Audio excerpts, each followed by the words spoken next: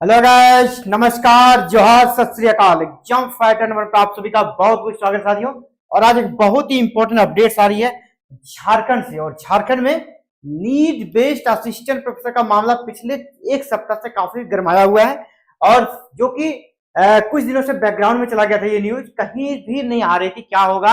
अब काफी चर्चाओं में है झारखंड का, जिसको कह सकते हैं कि विधायिका का मंदिर जो हमारा है आपका विधानसभा है, झारखंड विधानसभा में ये मुद्दा कल काफी गरमाया है। तो इस मुद्दे पर हम लोग आज बात करने के लिए उपस्थित हुए हैं कि क्या बात हुआ।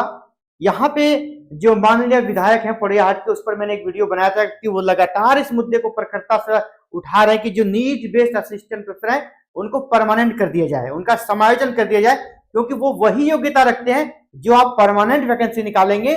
और चाहे वो नेट हो, जेआरएफ हो, पीएचडी हो, उसमें भी वही योग्यता है। इसमें इसका भी चयन उसी आधार पर हुआ है, इसको सीधे समायोजन किया जाए, ठीक है। और उससे कहीं ज्यादा बढ़कर कि इसके पास एक्सपीरियंस भी है, यानी अगर फ्रेश वैकेंसी निकालेंगे तो उसके पास एक्सपीरियंस नहीं रहेगा, झारखंड की यूनिवर्सिटी में पढ़ाने का एक्सपीरियंस नहीं रहेगा। अब इनके पास झारखंड की यूनिवर्सिटी में पढ़ाने का अच्छा खासा एक्सपीरियंस भी है, तो ना इसे समायोजित कर दिया जाए। तो जब ये मुद्दा सदन में उठा, इसके बाद जो नीड बेस्ड असिस्टेंट प्रोफेसर हैं वो माननीय सीएम महोदय से भी मिलने गए, श्री हेमंत सोरेन से। वहां पर क्या बातचीत हुई, साथ में देखिए दो मंत्री उनके साथ है।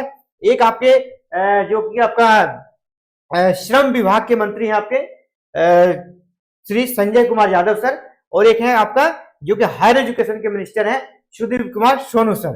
तो ये दोनों और साथ में सीएम सर हैं। तो बहुत ही इंपॉर्टेंट मीटिंग रहा है ये। तो क्या बातें हुई और सदन में क्या बहस हुआ इस पर, और सरकार के जो विभागीय मंत्री हैं, जो हायर एजुकेशन के मिनिस्टर है, उसने क्या जवाब दिया, इसी मैटर्स पर हम लोग बात करेंगे। और आगे क्या होना है, परमानेंट वैकेंसी के बारे में भी बात करी है। तो परमानेंट वैकेंसी पर क्या बात हुई, इस पर भी हम लोग बात करेंगे। परमानेंट वैकेंसी कब तक आएगी, तो वीडियो में बने रहिएगा, सारे सवालों का जवाब मिलेगा। ये देखिए आप, ये पहले इन तस्वीरों के सहारे आप समझिए कि ये मीटिंग कितना इंपॉर्टेंट रहा होगा, क्योंकि दो मिनिस्टर्स हैं साथ में, दो मिनिस्टर श्री संजय कुमार यादव और सुदीप कुमार सोनू सर, और यहाँ पे सीएम सर को आप देख रहे हैं माननीय हेमंत सोरेन जी। और इसके साथ ये सारे प्रतिनिधि हैं जो कि आपके नीड बेस्ड असिस्टेंट प्रोफेसर के हैं, और इनका डिमांड को सुना गया है प्रमुखता से। देखिए वेट के भी यहाँ पर सीएम उनके ज्ञापन को देख भी रहे हैं ना, ये कोई लाइटली नहीं लिया गया, अच्छे से इसे वो रीड कर रहे हैं। इस पर जरूर ही कोई कर सकते हैं शानदार निर्णय होने वाला है। अब बात करते हैं सदन में क्या घोषणा हुई, सदन में क्या बातचीत हुई, क्योंकि सदन में जो बातें होती हैं वो ऑन रिकॉर्ड हो जाती हैं।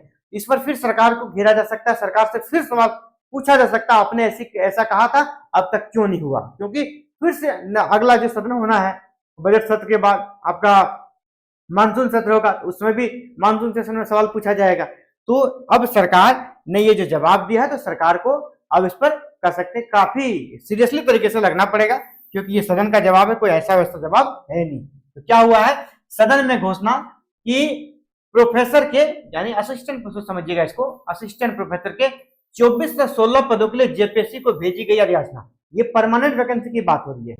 ये जवाब दिया है माननीय हायर एजुकेशन मिनिस्टर जो आपके सुदीप कुमार सोनू सर, उनका ये जवाब है कि हमने 24 से 16 असिस्टेंट प्रोफेसर के लिए अधिसूचना जेपीएससी को भेज दिया है। प्रोफेसर नियुक्ति में नीड बेस्ड व्याख्याताओं को मिलेगा वेटेज, इनका कहना है वेटेज दिया जाएगा। उम्र सीमा पर भी होगा विचार, यानी उम्र सीमा में भी दी जाएगी छूट। क्यों ये कह रहे हैं कि जो पोड़ैयाहाट के विधायक है श्री प्रदीप कुमार यादव, झारखंड के एक नामी चेहरा है, कोई परिचय के मोहताज नहीं है, उन्होंने ये सवाल पूछा था, मंत्री सुदीप कुमार सोनू ने दिया ये जवाब कि हम लोग समायोजन का इसने डिमांड किया था।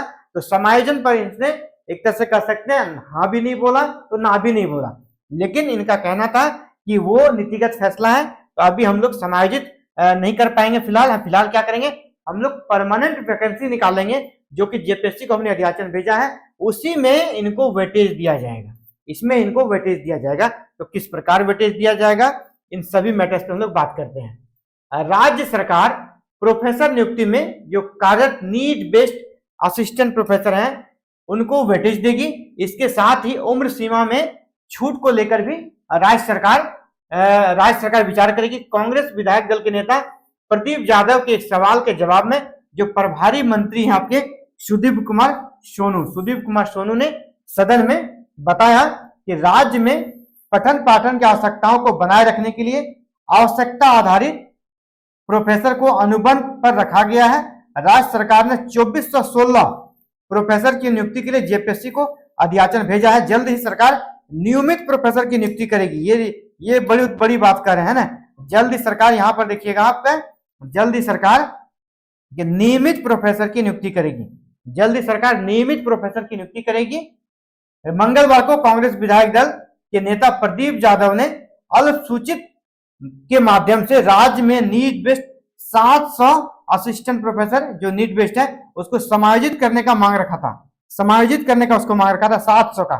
लेकिन अभी देखिए फिर से कुछ नए लोग भी नियुक्त हुए हैं ना। अभी 2024 में जो भर्ती आई थी जो कि इस सरकार में आई है 2000, अगर वास्तविक रूप से देखा जाए कि नीट बेस्ड है कौन, नीट बेस्ड असिस्टेंट प्रोफेसर की वैकेंसी 2023 में जो निकला था 24 में नियुक्ति हुई है। ये पहला बैच है। ये जो 2017 वाला है ये नीट बेस्ड नहीं है, ये गेस्ट फैकल्टी थी। इसको नीट बेस्ड में मर्ज किया गया है। तो असली नीट बेस्ड जो है आपका 2023 वाला है, अभी जिसका नियुक्ति 2024 में हुआ है। तो यानी जो वेटेज दिया जाएगा सिर्फ ये 700 को वेटेज नहीं दिया जाएगा ना, जो अभी नियुक्त हुए उसको भी वेटेज दिया जाएगा और असली हकदार भी वही बनेंगे क्योंकि ये नए नियुक्त हुए हैं। और नीट बेस्ड का विज्ञापन में इनका नाम है नीट बेस्ड, इनको है कि बाद में नाम दिया गया है नीट बेस्ड। तो दोनों में फर्क समझ रहे हैं। जो पहले नियुक्त हुए हैं वो नीट बेस्ड नहीं है, वो गेस्ट फैकल्टी है। और रांची यूनिवर्सिटी में गेस्ट फैकल्टी को क्लासेस पर रोक लगा दी गई है ना, तो वो उस कैटेगरी के गेस्ट फैकल्टी हैं। अभी इनको नीट बेस्ड नाम दिया गया है, नीट बेस्ड नाम दिया गया है। तो यानी कि यहाँ जो 700 है इसकी संख्या इंक्रीज होगी। आई वांट टू से कि ये बढ़ेगी, है ना, 700 नहीं रहेगी। अभी आपका एसकेएमयू में नियुक्त हुआ है, आपका डॉक्टर श्यामा प्रसाद मुखर्जी में नियुक्त हुए हैं नए 2024 में। इसके बाद कोयलांचल यूनिवर्सिटी में हुआ है। लगभग इनकी संख्या भी देखा जाए तो इनकी संख्या भी लगभग यहाँ पर 600 लगभग है अभी नए वाले। तो 7 और 6 मिला जाए तो 1300, ये संख्या को 1300 करना होगा ना, करेक्शन करके कितना करना होगा 1300। नीट बेस्ड अगर आप बोलते हैं तो 1300 को साथ में लेके चलिए, सिर्फ 700 को लेके चलने से नहीं होगा, है ना, नहीं तो फिर दिक्कत हो जाएगा भविष्य में। तो 1300 के बारे में यहाँ सोचना होगा और इस 1300 को समायोजित करने पर यहाँ पर मांग रखी गई। लेकिन सरकार का कहना है सरकार समायोजन करने के मूड में फिलहाल सीधे साधे नहीं, मतलब पूर्णतः नहीं है, लेकिन उन्होंने ना भी नहीं किया है। उनका कहना है कि अभी हम लोग क्या करेंगे ना कि जो काम कर रहे हैं उनके पास एक्सपीरियंस है तो उनके एक्सपीरियंस को हम बर्बाद होने नहीं देंगे और हम लोग नियुक्ति में उनको प्राथमिकता देंगे। इनका कहना था कि एक वर्ग को समायोजित करना सही नहीं होगा क्योंकि और भी डिपार्टमेंट में इस प्रकार के अनुबंध पे काम कर रहे हैं, उनको भी समायोजित करना होगा और इसलिए यह उदाहरण बन जाएगा सरकार के जवाब। लेकिन उनका कहना है कि अनुभव हम व्यर्थ नहीं जाने देंगे, नियुक्ति में इसको प्राथमिकता देंगे। जो नियुक्ति अभी करेंगे परमानेंट का, जो इसने कहा है कि हमने अभी ज्ञापन भेजा है 2416 पदों पर, इसमें इसकी जब नियुक्ति होगी उसमें इनको प्राथमिकता देंगे जो भी नीट बेस्ड असिस्टेंट प्रोफेसर हैं। हालांकि इनको काफी ज्यादा समझाने का प्रयास किया गया है, बहुत सारे एग्जाम्पल दिए गए हैं कि देखिए इस प्रकार की चीजें हरियाणा में हुई है, राजस्थान में हुई है, हिमाचल में हुई है, मिजोरम में हुई है। गेस्ट या नीट बेस्ड जो आप कर सकते हैं वहां उसको गेस्ट कहा जाता है, उनको समायोजन किया गया था, है ना, उनको समायोजन अनुबंध कर्मी को समायोजन किया गया था। और झारखंड में भी कुछ चाहे नर्स वगैरह है उनको समायोजन किया गया था। तो यहाँ पर भी होना चाहिए, लेकिन इनका एक ही दृष्टिकोण था कि इससे गलत मैसेज जाएगा, हम स्वस्थ प्रतिस्पर्धा को रोक नहीं सकते। इनका कहना हम स्वस्थ प्रतिस्पर्धा चाहते हैं और सरकार विज्ञापन निकालेगी।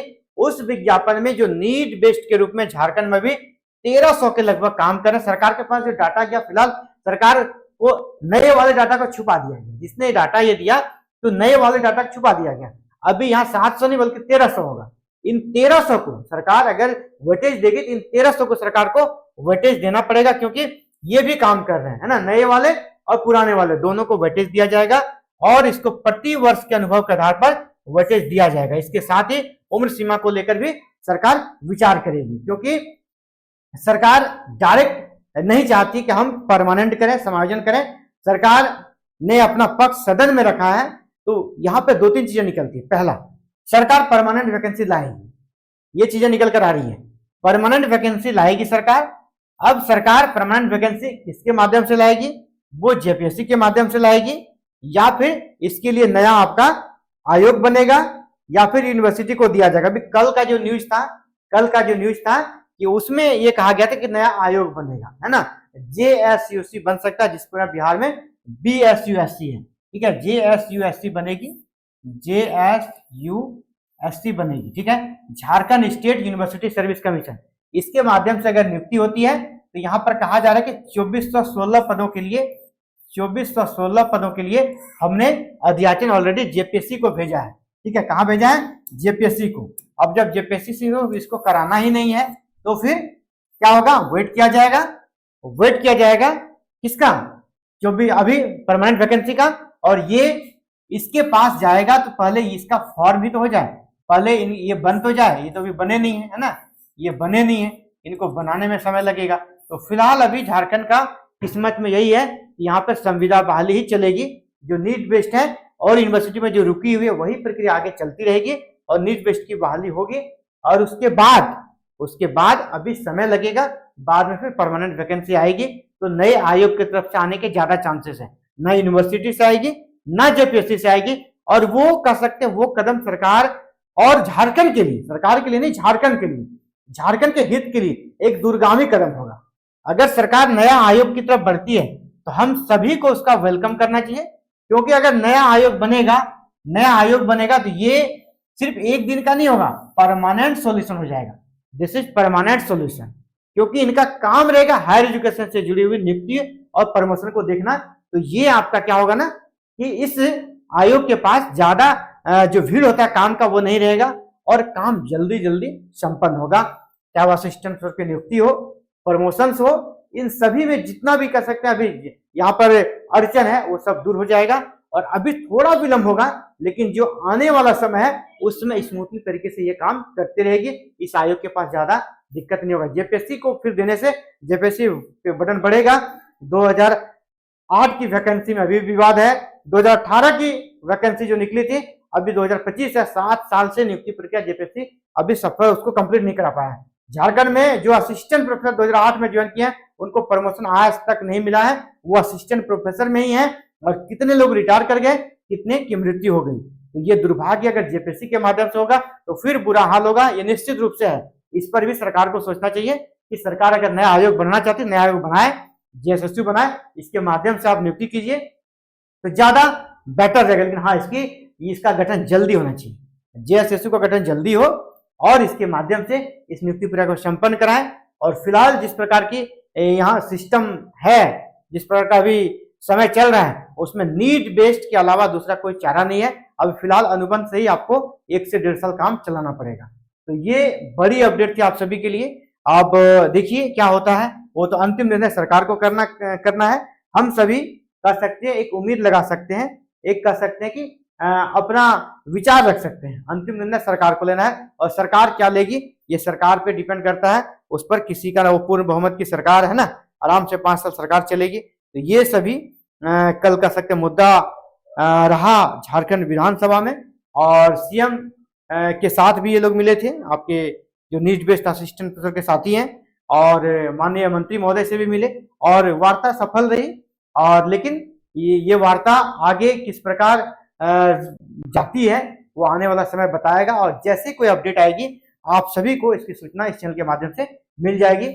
और उम्मीद करते हैं कि सरकार इस मामले पर काफी सीरियस तरीके से काम करेगी और उच्च शिक्षा में कह सकते हैं फिलहाल जो बदहाल स्थिति है उसको सरकार जल्द से जल्द कंट्रोल में लाएगी, ताकि बच्चों के भविष्य के साथ खिलवाड़ ना हो, बच्चे को सही एजुकेशन मिले और झारखंड में शिक्षा के क्षेत्र में एक नया कीर्तिमान स्थापित हो उस शिक्षा के क्षेत्र में। चलिए फिलहाल इस वीडियो में इतना, जल्दी मिलते एक नए वीडियो में नए अपडेट साथियों। आप सभी का बहुत बहुत धन्यवाद हमसे जुड़ने के लिए। आप सभी ऐसे ही इस चैनल को प्यार देते रहें और जो नए साथी उनको कहना चाहेंगे चैनल को सब्सक्राइब कर लीजिएगा, बेल आइकन को प्रेस करके ऑल बटन को जरूर क्लिक कीजिएगा। और जेट की नोटिफिकेशन जेपीएससी के माध्यम से आनी है, बहुत जल्द आएगी। चेयरमैन सर को आने दी, जैसे ही लगातार वो रहने लगेंगे जेपीएससी में एज ए चेयरमैन, उनके बाद बहुत जल्द जेट का नोटिफिकेशन आएगा।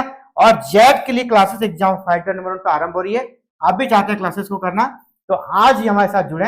हमारे साथ जुड़ने के लिए आपके साथ 3 प्लेटफॉर्म है, या तो चैनल को सब्सक्राइब कर लें, दूसरा आप व्हाट्सएप ग्रुप में जुड़े, वीडियो के डिस्क्रिप्शन में व्हाट्सएप ग्रुप का लिंक है और टेलीग्राम ग्रुप का लिंक है, वहां पे आप हमसे जुड़ सकते हैं।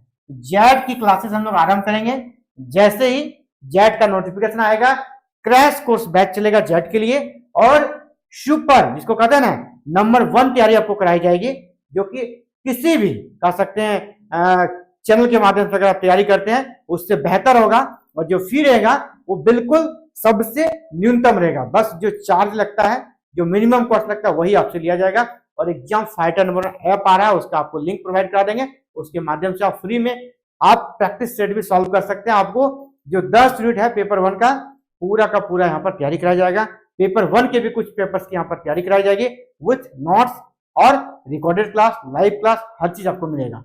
तो इन सभी के लिए आप आज ही हमसे जुड़े, और हमसे जुड़ने के लिए मैंने बताया 3 प्लेटफॉर्म है।